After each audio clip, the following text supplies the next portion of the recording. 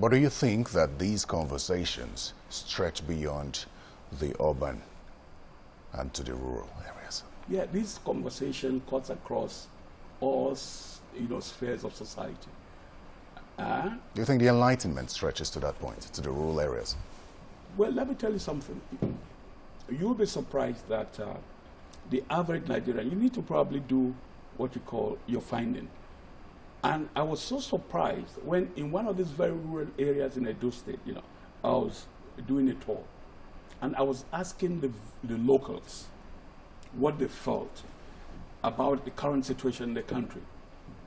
Do you understand? I was so shocked by their understanding of the political situation as it stands today and by their resolve to bring about a change in such a rural area. Persons who have not even attended school. I was shocked and I thought, oh, there must be hope for Nigeria. There must be hope for Nigeria. Because one of the problems that we find is that the lack of education of the mass majority of our people is what has led to what the problems we have today with the political class, bastardizing the mental capacity, bastardizing the capital which is supposed to come to the people, bastardizing everything that has to do with the conditions, the living conditions of the people, putting them where they are, that lack of education. And I think 2019 is a period when this has to be changed. It has to be changed because human capacity development will be the focus of any party that comes to power. Indeed, my party, education of the Nigerian, because you cannot build anything on a faulty foundation. And the best foundation you can set for a nation is to give human capacity development, training, education to the citizens of that country. Do you think that elections in 2019 will be won based on party popularity or candidate popularity? Well, I think it's going to be about candidates. It's going to be about the candidates. Despite the fact that on the ballots, it will be the parties' names. Absolutely, because you see, parties have existed, from time, especially the two major parties have existed from time. And when you look at the relationship between the two major parties, APC and PDP, it's kind of nebulous, quite nebulous and amorphous, so to speak. So the Nigerian people consider them as one and the same, especially given the gale of defections in recent time. Well, I asked that question because, truth be told, there are two main political parties who seem to have the spread and, as they would call it, grassroots politics. Now, your party is relatively new. You don't have candidate popularity. You don't have party popularity. You pulled out of the coalition of united political parties. That must have been a very confident move for you to have made that. What's fueling your confidence? I'll tell you something. There is a cry in the Nigerian spirit for a new thing. For a new thing. And when the coalition came on board, we thought that this was going to usher in the new thing. But to our greatest surprise,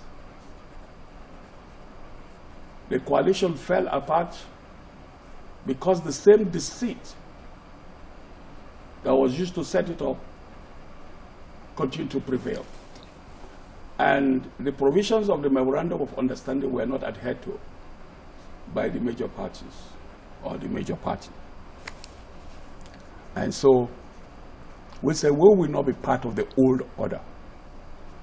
Like I said, Nigerians are looking for fresh air. What were the provisions of the memorandum of understanding that you were not comfortable with? Your party was not comfortable with? The part we were not comfortable with was, there was the agreement that the different political parties, constituent members of the CUPP, will do their primaries.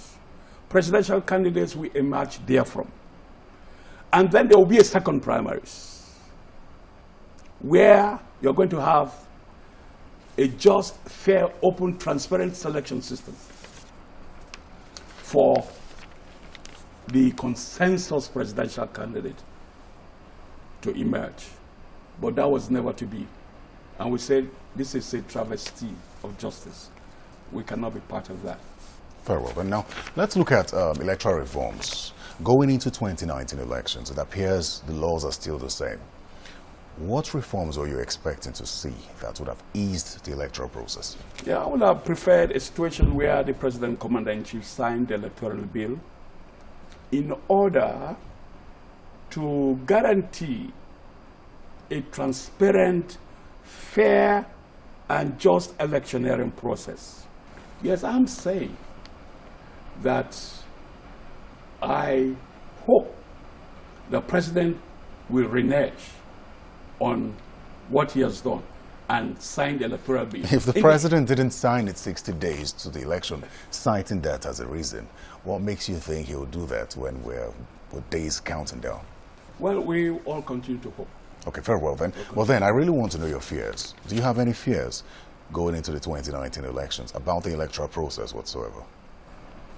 Well, my fear is that of using underage voters in certain parts of the country, as has been reported in the media, time and again.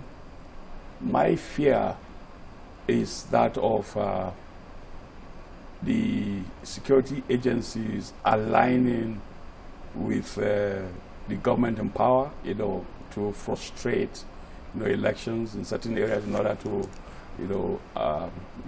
allow for victory for the government in power. My fears are those two major fears. We don't want to see a situation where the security agents are partisan, that's one, and we want a situation where the card reader should be used, going forward in the elections. So that will ensure... Strictly card readers? Yeah, strictly card readers. That will ensure that we have transparency in the process. And indeed, we give the international community confidence in our electoral system.